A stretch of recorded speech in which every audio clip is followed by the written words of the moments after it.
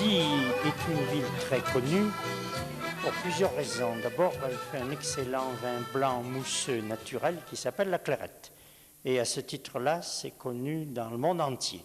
Alors la Clairette de Die est un vin mousseux qui fait des prises de mousse en bouteille. À l'origine déjà, au départ, il faut parler des deux cépages qui sont dans la composition du vin. Oui. Donc qui donnent deux vins légèrement différents au point de vue saveur et au point de vue arôme. Donc ces deux cépages sont au départ le cépage muscat, essentiellement utilisé sur Barsac et sur la région aussi, et le cépage Clairette. Donc le cépage muscat, lui, donne des vins fruités, effervescents mais fruités, avec des arômes de fruits, donc du raisin, du cépage muscat.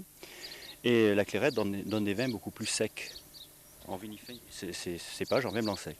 Alors donc en fait, ce n'est pas avec le raisin Clairette ou le cépage Clairette que l'on fait la Clairette traditionnelle. Si, mais seulement en partie. Disons que c'est un assemblage des deux cépages. Alors, mais c'est essentiellement le cépage muscat qui donne les arômes de la Clairette traditionnelle, donc de la Clairette qui reste demi-sec, légèrement parfumée. Alors, est-ce qu'il y a un rapport entre la Clairette, que ce soit le brut ou la tradition, avec le champagne? Parce que je crois que le non-spécialiste va dire, bon, vin mousseux, Clairette, oui, oh, bah, je préfère le champagne. Bon, est-ce qu'il y a une différence? Et laquelle? Il y a une grande différence entre la Clairette traditionnelle et le champagne. La vinification n'est pas la même. Mais par contre, nous fabriquons donc à partir du cépage Clairette un brut qui est vinifié selon les méthodes de fabrication du champagne. Alors la différence essentielle, c'est la vinification au départ. Les vins de base qui sont destinés à faire des prises de mousse en bouteille, donc à fermenter en bouteille pour donner des vins mousseux. Les vins de base sont différents. Le vin de base destiné au brut est un vin blanc sec, fini, auquel on rajoute une liqueur de tirage et des levains pour faire une prise de mousse en bouteille. Tandis que la méthode divoise, la tradition, vinifiée selon la méthode divoise typique à la région, est issue d'un mou mi-fermenté. C'est un vin qui n'a pas fini sa fermentation, donc qui va être mis en bouteille, mais qui va continuer sa fermentation en bouteille avec ses sucres naturels du fruit et ses levures naturelles. Alors l'origine de la Clairette, c'est ancien pour la région, mais disons qu'à l'origine, en étant très ancien, lorsqu'on parle, on fait référence au temps de l'époque romaine, l'occupation de l'époque romaine, on ne sait pas très bien, très nettement quel est ce vin. Mais enfin, c'est vrai qu'on trouve des traces, d'après les textes anciens, d'un ancien vin qui serait naturellement effervescent.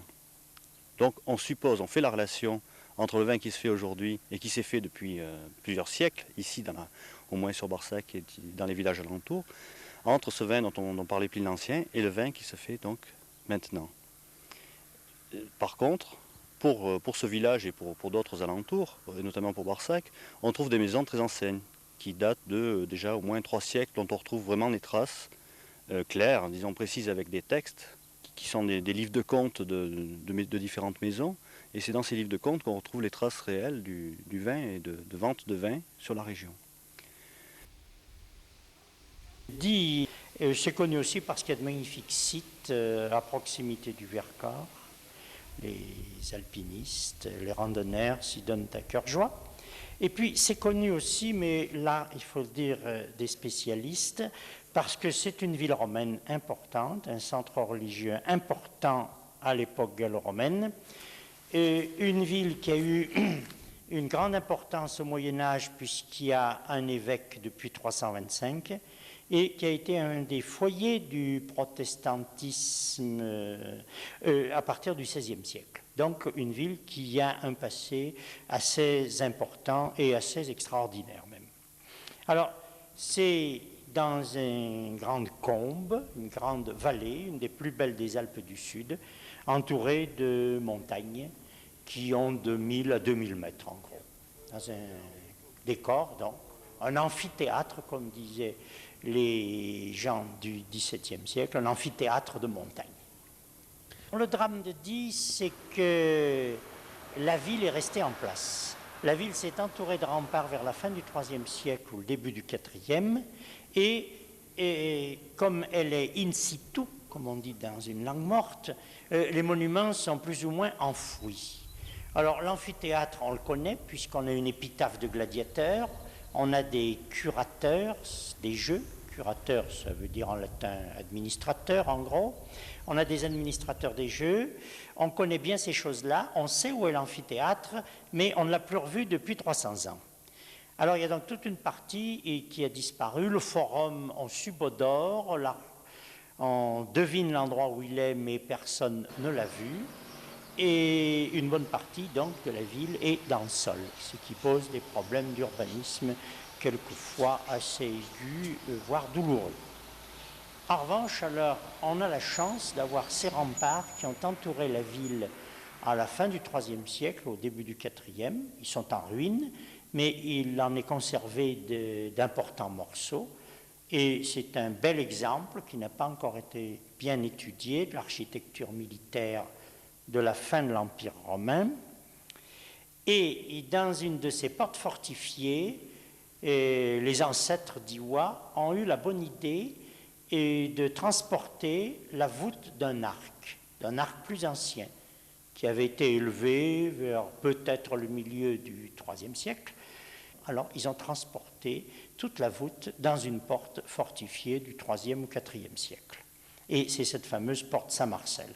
Saint-Marcel étant un saint évêque de Die qui a fait beaucoup de miracles de son vivant et après sa mort. Cette porte Saint-Marcel s'appelle Saint-Marcel parce que l'évêque de Die, de ce nom, a été enterré dans la campagne, dans un faubourg auquel on accédait donc par cette porte. C'est une porte de l'enceinte romaine de la fin du IIIe ou du début du IVe siècle que le Moyen-Âge a utilisée en faisant un pont-levis par devant. Vous avez encore dans la porte les deux saignées verticales des bras qui levaient et baissaient le pont-levis. Il y avait au Moyen-Âge en avant une galerie en bois qu'on appelle un our, d'où l'on pouvait défendre les approches de la porte. Vous avez encore deux grandes pierres, deux grands corbeaux en pierre qui avancent, qui en subsistent. La porte Saint-Marcel est faite en grès, une pierre gréseuse, facile à tailler, qui vient de la région des Gats, c'est-à-dire les gorges en amont de Châtillon, à une vingtaine de kilomètres d'ici. Le palais épiscopal est devenu la mairie et le tribunal. Et les évêques avaient une chapelle privée qui s'appelait Saint-Nicolas.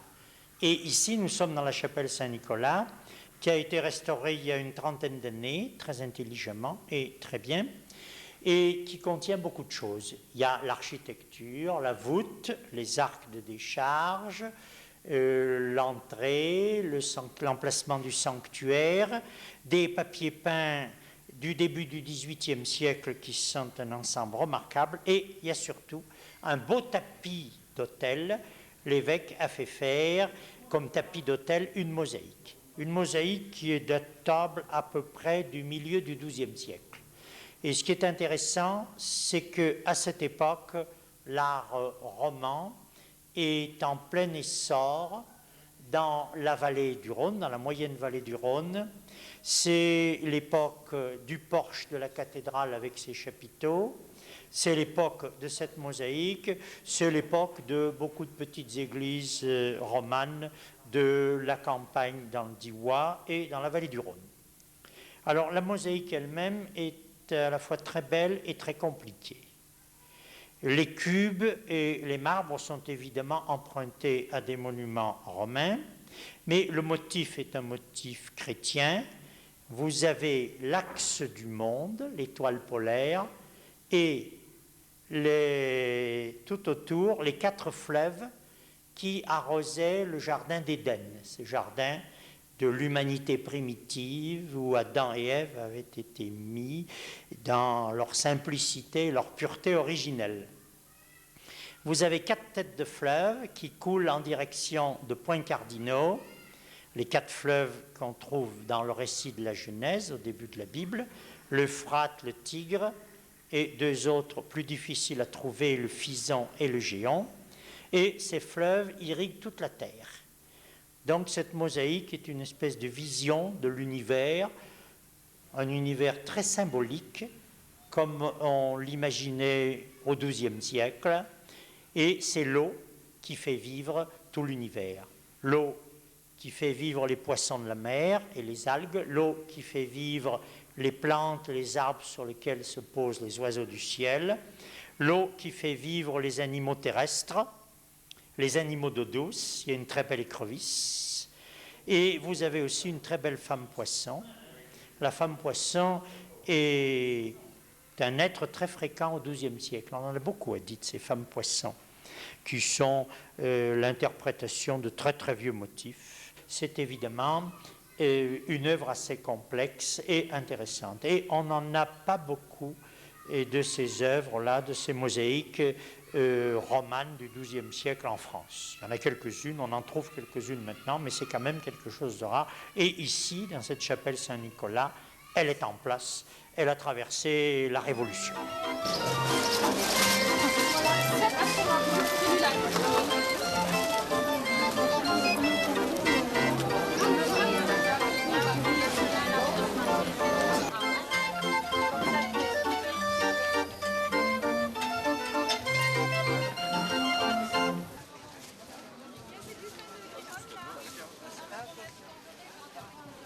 Disons que d'habitude, au mois de juillet, on avait des Français qui étaient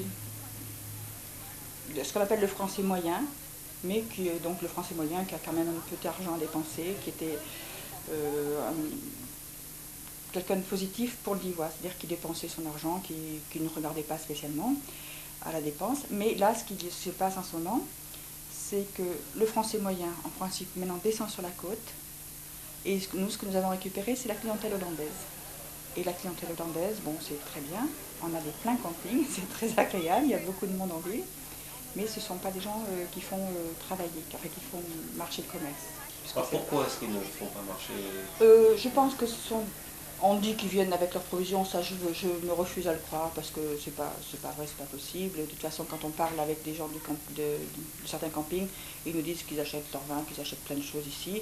Et bon, je pense que si on allait à Intermarché, on voit les caddies qui sont pleins. C'est pas ça du tout. C'est parce que de toute façon, ils ont une mentalité tout à fait différente de la nôtre. D'abord, il y a beaucoup de... Ou ce sont des protestants qui sont assez rigides dans leur... et qui marchandent, qui ont l'habitude de marchander chez eux. Parce qu'on a fait une petite étude en tant qu'office de tourisme. On les voit marchander ici, tu les vois marchander dans ton magasin. Oui. Et c'est une mentalité qui est comme ça. Et puis, il y a aussi, je pense que quand même, tous les gens qui viennent ici, c'est parce qu'ils n'ont pas l'argent nécessaire ou pour descendre sur l'Espagne, ou pour aller en Italie, ou pour aller plus loin. D'accord. Est-ce qu'il n'y aurait pas un problème de communication entre eux et nous? Non, parce que je pense qu'on a beau être aimable, ils rentrent, ils regardent, ils fouillent, ils tournent et ils partent. Ni bonjour, ni au revoir, ni zut, quoi. D'accord. Ils n'essayent absolument pas le moindre contact. Non. Et moi, je sais que je suis d'un tempérament assez accueillant, enfin bon, parce que c'est la nature, c'est pas plus, j'ai aucun mérite de ce côté-là. Mais c'est très difficile de rentrer en contact avec eux. Si on s'approche pour leur demander, ou parce que bon, c'est sûr qu'il y a une barrière de langue, mais je me débrouille pas trop mal en anglais, donc ça pourrait se passer facilement. Il y a un refus, non, c'est comme ça, c'est leur mentalité, je pense. Hein, on nous a expliqué que chez eux il faisait froid, qu'ils étaient plus renfermés, que c'était ci, que c'était là. Enfin bon, on peut bien accepter cette solution-là. Hein. Et alors, est-ce qu'au niveau du bureau de l'Office du tourisme, est-ce qu'ils viennent pour se renseigner sur les activités du Divois? Oui. Alors, de toute façon, il faut se mettre dans l'idée que, en principe, le Hollandais qui est là, c'est pour l'eau, enfin, le soleil. Ce qu'ils cherchent en premier, c'est le soleil, l'eau. Et ici, nous pouvons leur offrir le VTT, c'est-à-dire le vélo de tout-terrain, et les randonnées pédestres. Et on vend énormément de cartes, à l'Office de tourisme, de cartes sur les circuits pédestres du Tour, qui sont alentour de 10. D'accord. Bien. Mais alors, hormis les Hollandais, est-ce que les Hollandais représentent l'intégralité de l'activité touristique En juillet, c'est à peu près 95%. Enfin, faut être peut-être 90, mais enfin 80. C'est ce qui est énorme.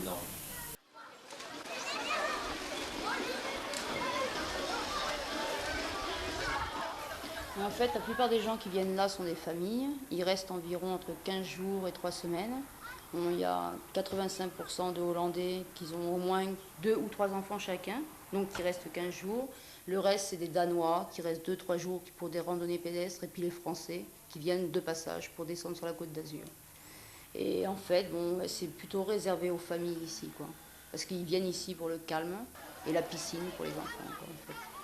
Alors, est-ce qu'au cours de l'été, il y a des variations ou est-ce que ce pourcentage de 85% de Hollandais, est-ce qu'il se maintient tout au cours des vacances d'été, juillet-août?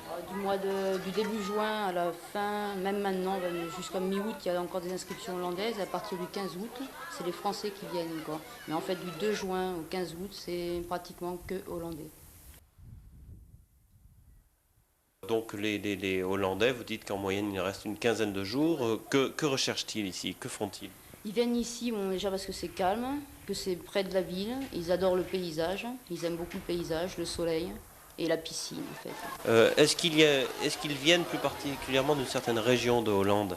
Non, pas vraiment, mais par contre, je pense qu'il doit y avoir une association ou quelque chose, parce qu'ils sont tous soit directeurs d'école, soit professeurs, soit managers, et enfin, que cette branche-là, en fait, hein. Enfin, c'était au mois de juillet, parce que maintenant, on arrive à une période où ils sont tous partis, les gens dont je parle, et maintenant, c'est plutôt la classe ouvrière hollandaise qui vient. Ça a changé Mais de juin à juillet, il n'y avait que des managers, directeurs d'école, bon, tout ce qui est enseignement, quoi. Alors, qu'est-ce qu'il existe comme échange entre les campeurs, comme échange entre nationalités, entre les Hollandais et les Danois, entre les Hollandais et les Français, les Danois et les Français, et entre Hollandais eux-mêmes? Qu'est-ce qu'il existe comme échange, comme communication? Il n'y a pas vraiment d'échange au niveau des familles, mais par contre au niveau des jeunes, bon, ils se parlent énormément entre français, danois et puis anglais et autres langues, quoi. Mais au niveau famille, non, ils sont très très regroupés, les Hollandais. Quel genre d'activité est-ce qu'ils font? À quel genre d'activité est-ce qu'ils s'adonnent ici, bon, sur le terrain de camping même? À la pétanque et se faire bronzer dans le camping, hein. Sinon, c'est la piscine et puis la Drôme et puis des petites balades dans le coin, quoi. Mais ça, c'est pour les familles. Les autres, bon, ils vont quand même faire beaucoup de randonnées pédestres et du vélo surtout. Bien. Comment est-ce qu'ils communiquent avec vous, par exemple? Par geste ou par sourire, surtout souvent, et puis quelques notions d'anglais.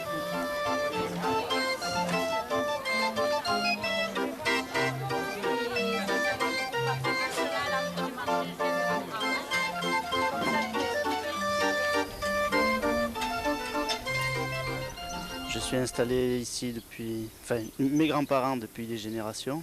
Moi, je suis installé agriculteur depuis 9 ans. Ça va faire 9 ans là. Je me suis installé à 18 ans, tout de suite après l'école. Bon, au départ, c'était pour ne pas faire l'armée. Bon, ça n'avait pas très bien marché. Ça n'avait pas très bien marché de ce côté-là, mais je suis installé et je ne regrette pas. J'ai repris l'exploitation de mon grand-père. Donc ça avait sauté une génération entre-temps. Donc au début, il y a eu beaucoup de remises en route. Et puis sinon, bon, l'exploitation, alors c'est une quarantaine d'hectares.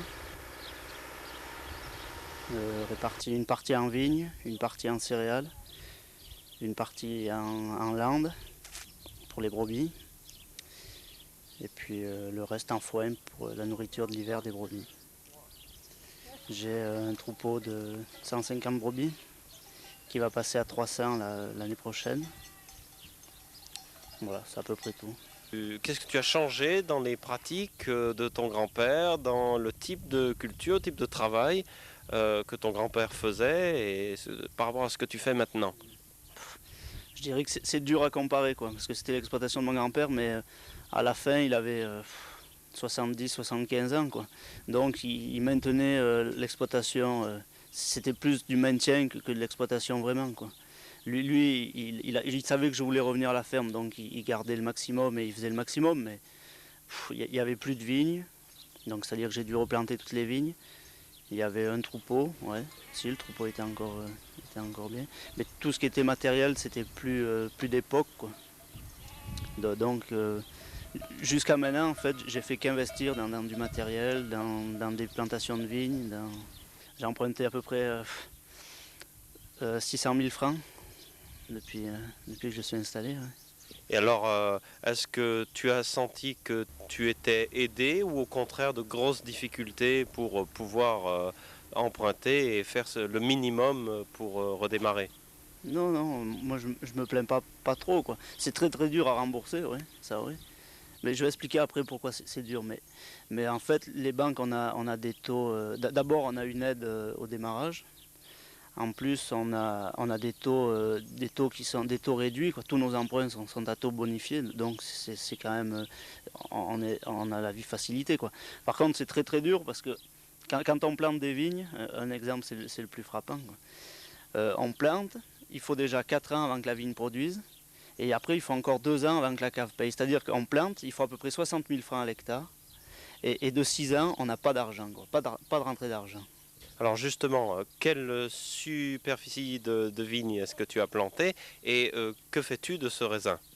Bon, j'ai 4 hectares et demi de vignes, et c'est destiné, 4 hectares parce qu'il y en a une qui est plus ou moins arrêtée.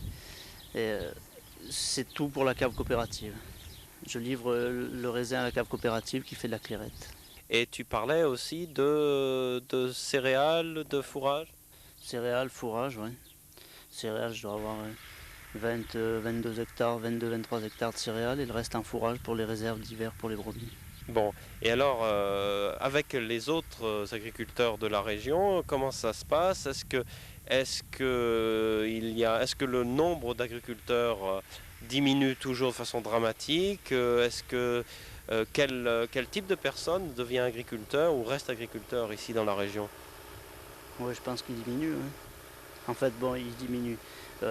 D'abord, c'était nous avec les structures qu'avait mon grand-père, quoi. Il avait 50 brebis, pour donner un exemple, il avait 50 brebis et la petite exploitation, et il avait un berger, quoi. Moi, avec 150 brebis et bientôt 300, je ne saurais pas me payer un berger, quoi. C'est-à-dire qu'il fallait que les structures augmentent, c'était des toutes petites structures ici. Maintenant, c'est vrai qu'on va arriver à un moment où il suffit de regarder dans le quartier, on va rester 3 agriculteurs, et ça devient un peu limite, quoi. On est plus capable de prendre le terrain qui se libère, quoi. Pourquoi est-ce que tu n'es plus capable de prendre le terrain? Parce que, en fait, c'est une question d'arriver à faire le travail, quoi. Moi, travailler plus que ça, je peux pas, quoi. Et puis d'abord, j'ai pas envie, et puis en fait, non, je peux pas, quoi. C'est ça, on a tous maintenant monté des exploitations qui font qu'on va arriver à vivre correctement, quoi. Une fois que nos emprunts sont plus ou moins payés, on vivra correctement. Mais point de vue de travail, on ne peut pas agrandir plus, quoi. Tu peux prendre des journées de vacances au cours de l'année et combien de jours? Bon, la question ne se posait pas bien parce que jusqu'à maintenant, j'avais pas les moyens de le faire, donc ça ne m'intéressait pas de le faire. Mais sinon, ouais, j'espère que je vais y arriver, ouais. Mais en fait, en plus, je suis pas quelqu'un qui aime beaucoup les vacances, quoi, je dirais. J'aime bien. Dès que je vois plus glandage, je suis un peu malade, alors.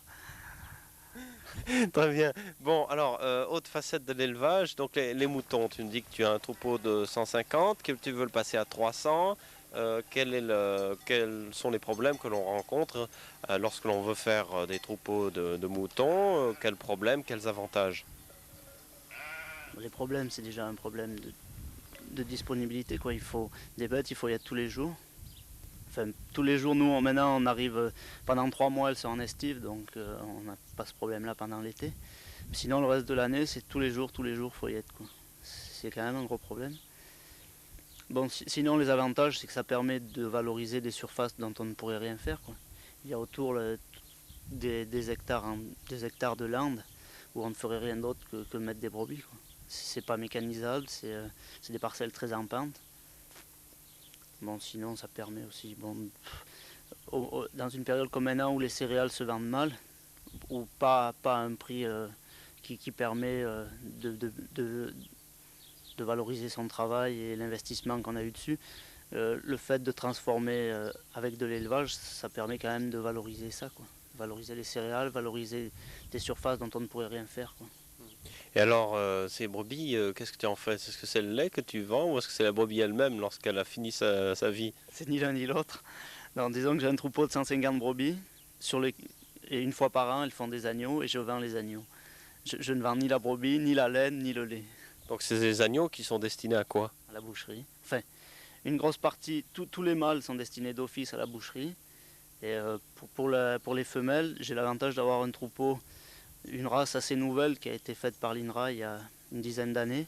Ce qui fait que je suis on est 3 éleveurs dans la région et il y a une demande d'agnelle de la race dont on dispose. Et c'est-à-dire qu'on vend une partie des femelles pour des gens qui nous achètent pour remonter des troupeaux à côté, quoi.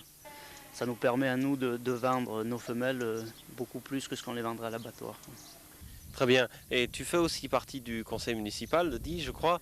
Bon, qu'est-ce que tu ressens en tant qu'agriculteur dans le conseil municipal? Est-ce que tu as senti qu'il est important que tu te présentes pour représenter l'agriculture d'Ivoise au conseil municipal? Quelles sont tes impressions là?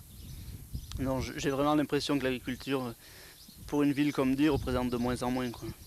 Alors qu'il y a peut-être, dans les derniers conseils municipaux, il y avait peut-être, je sais pas, 7-8 conseillers qui étaient agriculteurs. D'abord, il n'y en a plus qu'un. Et en plus, j'ai vraiment l'impression que c'est de moins en moins important, quoi. D'accord, tu as l'impression d'être assez isolé. Ouais, mais isolé, mais ouais.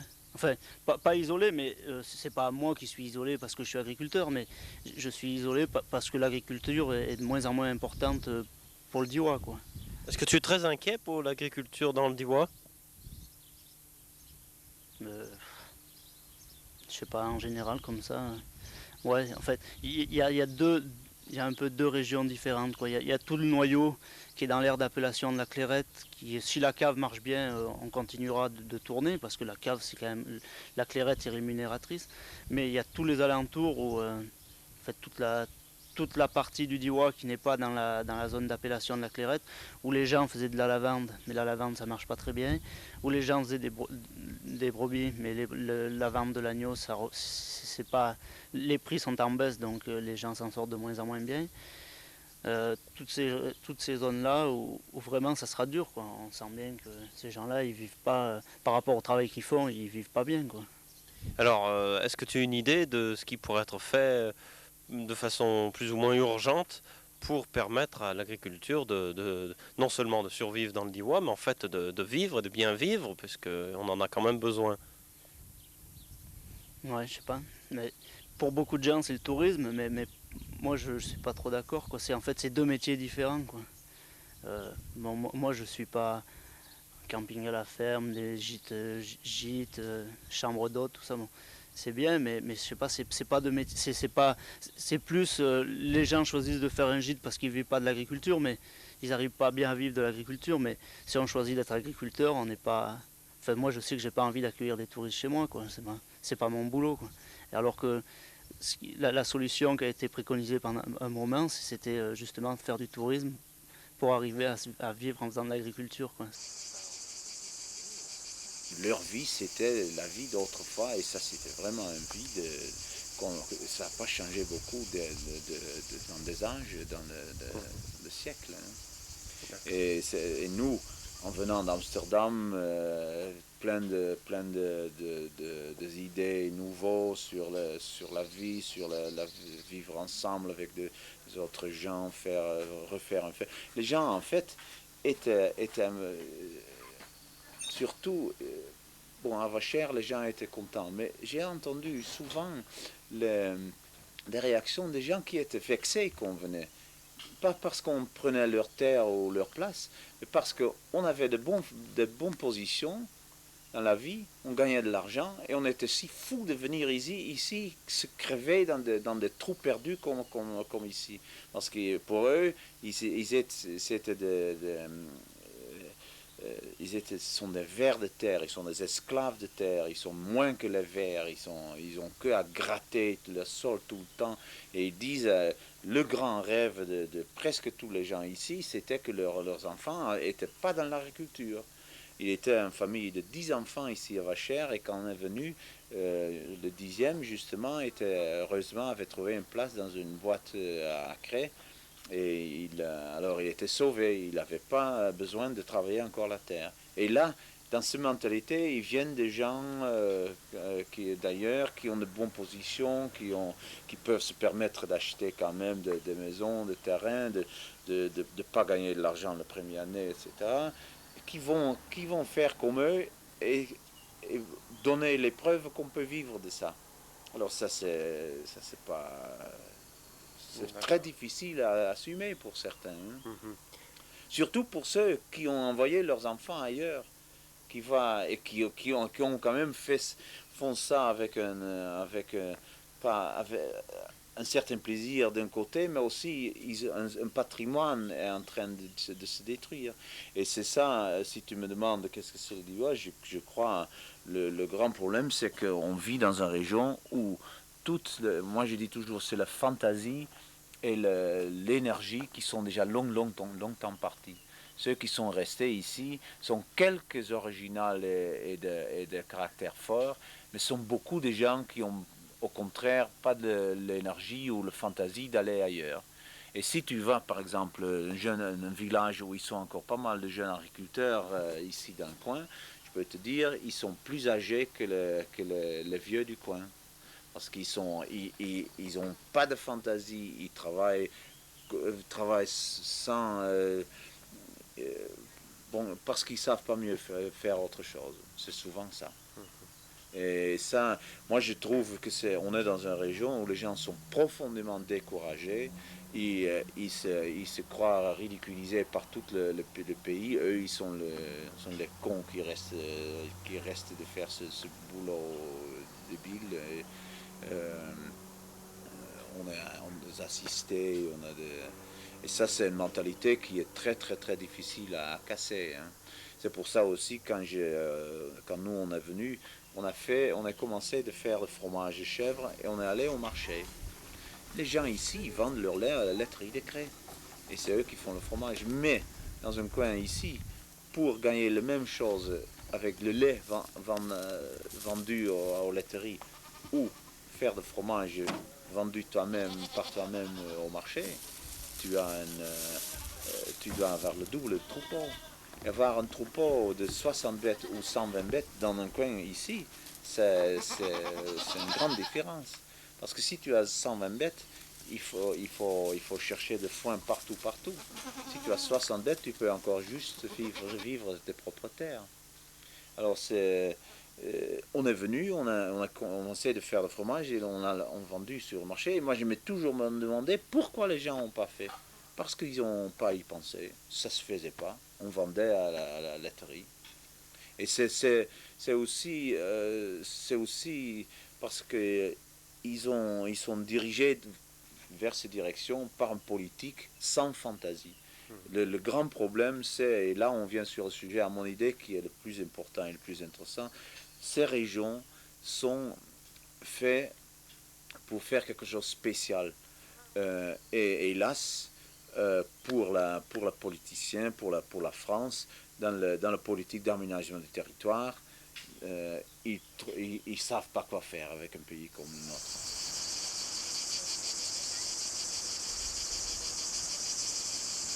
Alors qu'est-ce que tu produis là maintenant? Je produis de thym, de sauge. J'ai juste planté de lavande. Je commence avec la lavande à nouveau. Parce qu'il faut voir lavande et lavandin. Lavandin, c'est un hybride de lavande et l'aspic.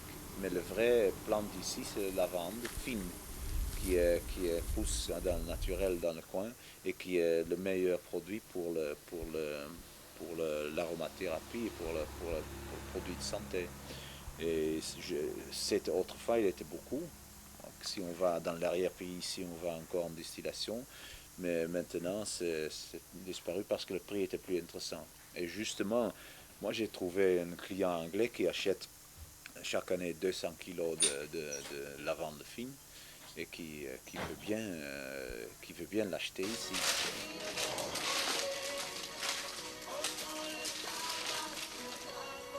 Parlez-moi un petit peu de l'origine des jardins du Perrier et du terrain, en fait, qui ont permis la création des jardins du Perrier. Oui, ça c'était, je pense, vers 1860. Le lit de la Drôme s'étendait jusque sur toute la surface plane que vous voyez devant vous. Et il a été décidé de faire des digues pour canaliser cette Drôme. Et une fois la digue faite, il y a des chicanes qui ont été faites dans la digue pour pouvoir laisser rentrer l'eau trouble. Et à chaque crue, une quantité d'eau rentrait dans cette partie de terrain qui a été canalisée et laissait du limon. Au bout de 20 ou 30 ou 40 ans, il y a eu suffisamment de limon pour permettre la culture. Et les chicanes ont été bouchées et la culture a pu s'établir, le terrain a été partagé et la culture a pu s'établir et il y a eu un nombre impressionnant d'hectares qui ont été récupérés. Ceci sur une bonne partie du lit de la Drôme. Donc en quelle année à peu près? Eh bien, vers 1860, je pense. Maintenant, à quelques années près, hein, bien sûr. Donc c'est à partir de ce moment-là que les Diois, des gens de Die, ont commencé à cultiver ces parcelles. Ah oui, oui, vers 1900 environ. Comment est-ce que les parcelles ont été attribuées? Est-ce que c'était du terrain à vendre? Est-ce que vous savez ce qui s'est passé? Là, je ne sais pas du tout le partage, comment il s'est effectué, mais enfin dans de bonnes conditions. Je sais entre autres qu'il y a eu une surface assez importante qui a été attribuée à des notables et qui n'ont pas eu d'héritier. Et ceux-là, ce propriétaire l'a donné à la commune pour le vendre à bas prix à des ouvriers. Alors de ce fait, il y a eu un morcellement très important qui s'est passé pas très loin d'ici et qui a permis à un bon nombre d'ouvriers d'avoir un jardin familial. Quel type de personnes avaient des jardins ici au Perrier? Oh, ben, à peu près tous les ouvriers avaient leur jardin, tous les ouvriers et petits employés. À tout le monde, et c'était très important pour eux d'avoir un jardin, ça permettait d'avoir un supplément très appréciable. Alors, combien de temps est-ce que ces personnes passaient à cultiver? Ah, ben là, c'était un peu de la distraction et en même temps, après leur journée, ils venaient passer 1 heure ou 2, quoi, en moyenne. D'autres 3 ou 4, suivant leur courage. Ça représente combien de jardins environ là par ici? Est-ce que vous avez une petite idée? Une petite idée, notre masse d'arrosage. Il y a notre masse d'arrosage du Perrier, il y a à peu près 150 personnes. Alors, qu'est-ce que c'est que ça, le mas d'arrosage? Il y a un système d'arrosage qui s'est établi à partir de la rivière de Méros et qui, au passage, faisait tourner les usines et se terminait par l'arrosage du Perrier. D'accord, donc il y avait des canaux d'irrigation qui avaient été installés à travers les jardins. À travers les jardins pour pouvoir arroser en temps de sécheresse, naturellement. Alors, pour vous-même, qu'est-ce que ça représente, ce jardin? Qu'est-ce que ça représente dans votre vie? Pour moi, ça représente beaucoup. Pour la bonne raison que c'est une distraction, maintenant que je suis à la retraite. C'est une bonne distraction et je fais beaucoup plus que pour moi. Mais ça, c'est le fruit de ma distraction. À quoi est-ce qu'on pense lorsqu'on jardine comme ça pendant des heures? On pense, en étant à la retraite, on pense qu'on travaille pour se distraire et puis on pense quand même à ce qui va se produire, quoi. Et alors, qu'est-ce que vous produisez justement? Ah ben, beaucoup de pommes de terre, de courgettes, de haricots, tomates ou oignons, blettes, puis choux, poireaux, carottes. Ouais, c'est à peu près tout. Alors, si vous dites que vous produisez plus pour beaucoup trop en fait pour vous personnellement, mais enfin, comment est-ce que vous faites pour utiliser la partie que vous vous réservez de ce que vous cultivez? Alors, oui, pour ma part, je fais mes provisions, hein, et le reste va à mes enfants et à des voisins. Ben aujourd'hui, donc c'était des conditions assez fortes thermiques. Donc il fallait comprendre la situation que de la montagne, de la plaine, les thermiques, l'air chaud se déclenchait, le vent poussait toutes ces bulles d'air chaud contre la montagne. Et donc aujourd'hui, pour rester en l'air et faire de l'altitude, il fallait rester sur le relief. Et dès que je quittais un peu le relief et j'allais sur la plaine, je descendais. Et si je voulais reprendre, il fallait que je revienne sur le relief. Voilà. Alors, est-ce que c'était un vol, quoi? C'était difficile aujourd'hui? Tu en as eu des plus difficiles? Quelle est ton impression? J'ai eu des vols plus difficiles, mais bon, avec un peu de casse de matériel. C'est-à-dire que dans des atterrissages de ce type-là, mais beaucoup plus turbulents, bon, quand on arrive au sol, on se retrouve des fois un peu en appui parce qu'on tient la machine, donc on peut casser ce qu'on appelle un montant, c'est-à-dire un tube qui sont là sur le côté, ça fait partie du trapèze. Donc il y a des fois on le casse, mais bon, là, tout va bien. Nous avons été admiratifs de cet atterrissage avec une précision, alors qu'il était évident que ça soufflait fort. Ben, latéraux, je ne sais pas si le technicien a pris ça en vol, mais enfin, tu as pu remarquer que ça a secoué un peu pas mal, parce que toutes les petites bulles d'air chaud sont parties à ce moment-là. Donc en approche où il faut être vigilant pour faire ce qu'on appelle la cible, c'est-à-dire atterrir à l'endroit où on a décidé d'atterrir. C'est vrai que des fois l'air chaud monte et puis on est un peu enquiquiné par cette situation. Mais enfin, il faut être prêt à contrer, c'est-à-dire que si l'aile va à droite et que toi tu as envie d'aller à gauche, eh ben, il faut se mettre à gauche et faire comprendre à la machine qu'il ne faut pas se laisser aller parce que près du relief, on a danger. Une aile à 6 mm d'altitude, il n'y a aucun danger. Mais près du sol, il y a du danger parce que du relief, parce que des arbres, des lignes électriques, c'est un peu comme le bateau. Contrairement à ce qu'on pourrait penser, en bateau, si on est au milieu de l'Atlantique, il n'y a pas de danger. Alors qu'il y a beaucoup plus de danger en fait en étant près des côtes.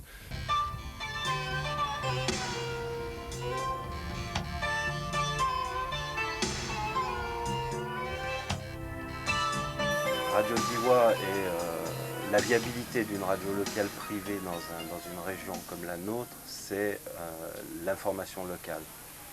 Donc notre plus gros travail, c'est d'apporter quotidiennement aux auditeurs l'information de leur région, qu'ils puissent savoir ce qui se passe à 10 km de chez eux. Il faut savoir que le Diois, ce sont des petits villages isolés, donc il y a un gros problème de communication entre les villages, et le rôle de la radio, c'est justement avant tout d'apporter une communication entre ces villages.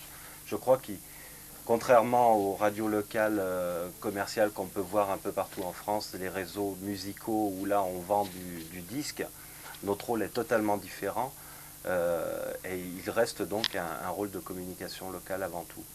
Disons qu'on fonctionne 24 heures sur 24, on émet 24 heures sur 24, la nuit c'est donc une programmation musicale qui tourne, et autrement les émissions animées à l'antenne, c'est donc de 9 h le matin jusqu'à 13 h avec une coupure de 13 h à 17h30, 17 h selon les jours, et ensuite reprise des émissions 17h30 ou 17 h jusqu'à 20 h. Le matin, donc à 9 h, les auditeurs retrouvent Diois au quotidien. C'est donc 30 minutes d'information qui sont faites le soir, la veille, et qui sont diffusées le soir, et qui sont rediffusées le matin. Et puis le soir, donc c'est informatif, puisque de 18h30 à 19 h, on retrouve Diois au quotidien avec l'information locale, où là c'est traité un peu comme un journal d'information, avec un gros titre, reportage, etc. Et ensuite bloc-notes, toutes les réunions qu'il peut y avoir, et puis les infos loisirs, etc. Et puis on retrouve donc notre heure de point de vue ou de présentation d'un sujet donné.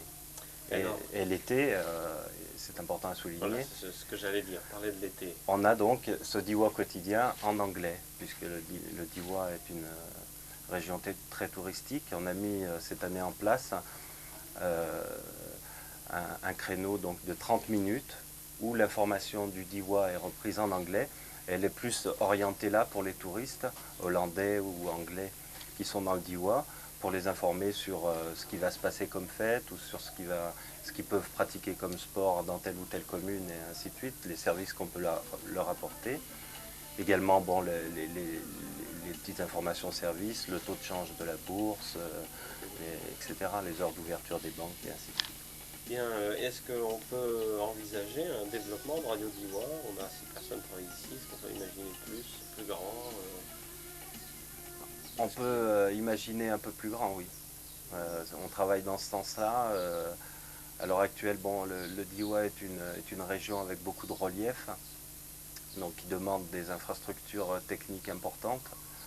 À l'heure actuelle, donc on a obtenu les subventions, bon, c'est soumis à l'approbation du Conseil supérieur de l'audiovisuel, qui est l'organisme d'État qui gère les radios. Et donc on a obtenu les autorisations pour des réémetteurs, pour plusieurs réémetteurs dans le Diois, ce qui va nous permettre d'augmenter la couverture de diffusion et d'apporter une diffusion beaucoup plus confortable dans le Diois. Maintenant, donc on peut encore se développer. Du budget qu'on a actuellement, je pense qu'on pourrait arriver peut-être encore à le doubler, mais on n'ira guère plus. Hein. C'est-à-dire que je pense qu'à terme, une radio comme celle-ci peut avoir trois plein temps, disons, qui travaillent dessus constamment. Et une fois qu'on aura atteint cet objectif, bon, je ne crois pas qu'on pourra faire plus. Et puis il n'y a pas d'intérêt à faire plus. Après, je crois qu'on aura vraiment l'outil suffisant pour apporter le maximum aux gens.